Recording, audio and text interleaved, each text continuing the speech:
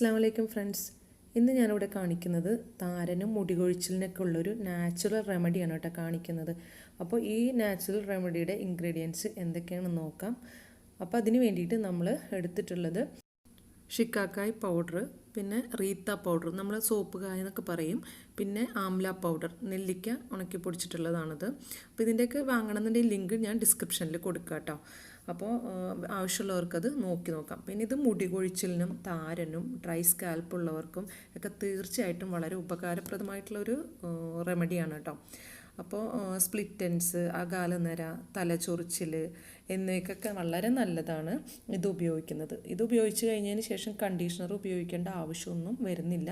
നല്ല കണ്ടീഷണർ ഉപയോഗിക്കുന്ന പോലെ തന്നെ നല്ല സോഫ്റ്റും നല്ല തിളക്കമൊക്കെ ഇത് ഉണ്ടാവും കേട്ടോ. അപ്പോൾ കെമിക്കൽസ് ഒന്നും ഇല്ലാത്തതുകൊണ്ട് തന്നെ ഇത് മുടിയുടെ നാച്ചുറൽ ഓയിലും ടെക്സ്ചറും നിലനിർത്തും. ഇവയെല്ലാത്തിൻ്റെയും പൊതുവായിട്ടുള്ളൊരു ഗുണങ്ങളാണ് കേട്ടോ ഞാനിപ്പോൾ പറഞ്ഞത്. അപ്പോൾ ഇതിൻ്റെ ഓരോന്നിൻ്റെ ഗുണങ്ങളും ഞാൻ സ്ക്രീനിൽ എഴുതി കാണിക്കുന്നുണ്ട്. നിങ്ങൾക്കിതൊന്ന് വായിച്ച് നോക്കാം കേട്ടോ. അപ്പോൾ ഇത് ഉപയോഗിക്കേണ്ട രീതി എങ്ങനെയാണെന്ന് നോക്കാം.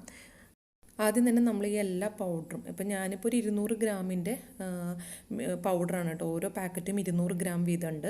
അത് എല്ലാം നമ്മൾ ഈ ഒരു പാത്രത്തിലിട്ട് നന്നായി ഒന്ന് മിക്സ് ചെയ്യാം. കട്ടയൊക്കെ ഉണ്ടെങ്കിൽ ഒന്ന് ഉടച്ച് നന്നായി ഒന്ന് മിക്സ് ചെയ്തെടുക്കാം. പിന്നെ നമ്മൾ വാങ്ങിക്കുമ്പോൾ എല്ലാ പൗഡറും ഒരേ അളവിലുള്ള പൗഡർ ഒരുമിച്ച് മിക്സ് ചെയ്യുമ്പോൾ ഒരേ അളവിലുള്ള പൗഡർ ആയിരിക്കണം എന്ന് മാത്രമേ ഉള്ളൂ. അപ്പം ഞാൻ 200 ഗ്രാമിൻ്റെ പാക്കറ്റാണ് വാങ്ങിച്ചിട്ടുള്ളത്. അപ്പോൾ അത് 3ഉം 200 ഗ്രാം വീതമാണുള്ളത്. അപ്പോൾ 3ഉം കൂടി മിക്സ് ചെയ്തെടുത്തു. അപ്പോൾ ഓരോ അളവിൽ വേണം നമ്മളിത് മിക്സ് ചെയ്തെടുക്കാൻ കേട്ടോ. ഇതുപോലെ നന്നായി കട്ടയൊന്നും ഇല്ലാണ്ട് മിക്സ് ചെയ്തെടുക്കുക. പിന്നെ മിക്സ് ചെയ്തെടുക്കും പ്രത്യേകം ശ്രദ്ധിക്കുക, നമ്മളൊരു മാസ്ക് ഇട്ടിട്ടോ അല്ലെങ്കിൽ മൂക്കൊന്ന് പതുക്കെ അടച്ച് കെട്ടിയിട്ടോ നമ്മൾ മിക്സ് ചെയ്യാം. അല്ലെങ്കിൽ നമ്മുടെ മൂക്കിലേക്ക് ഈ പൊടി കയറുമ്പോൾ ചിലപ്പോൾ നമുക്ക് തുമ്മൽ വരാൻ ചാൻസ് ഉണ്ട്. അപ്പോൾ അതുകൊണ്ട് ഒരു മാസ്ക് ഒക്കെ ഇട്ടിട്ട് നമ്മൾ നന്നായി ഇതുപോലെ മിക്സ് ചെയ്തെടുക്കുക.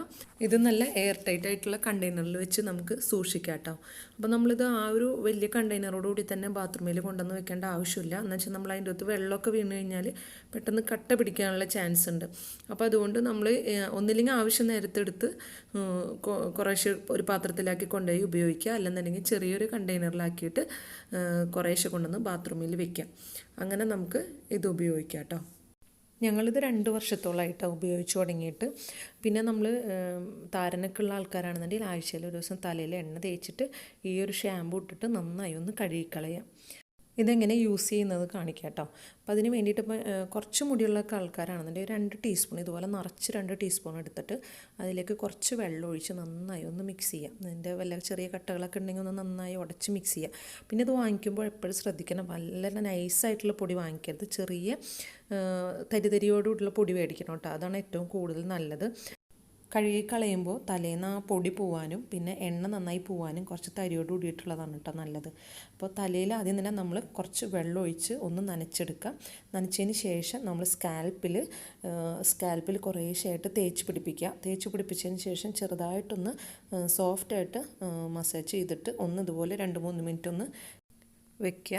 അതിനുശേഷം നീളമുള്ള മുടിയൊക്കെ ആണെന്നുണ്ടെങ്കിൽ നമ്മുടെ അതിൻ്റെ തുമ്പത്തൊക്കെ ഉള്ള എണ്ണ പോകണമെന്നുണ്ടെങ്കിൽ സോഫ്റ്റായിട്ടൊന്ന് റബ്ബ് ചെയ്തിട്ട് ഒന്ന് ഇതുപോലെ കഴുകിക്കളയാം കേട്ടോ.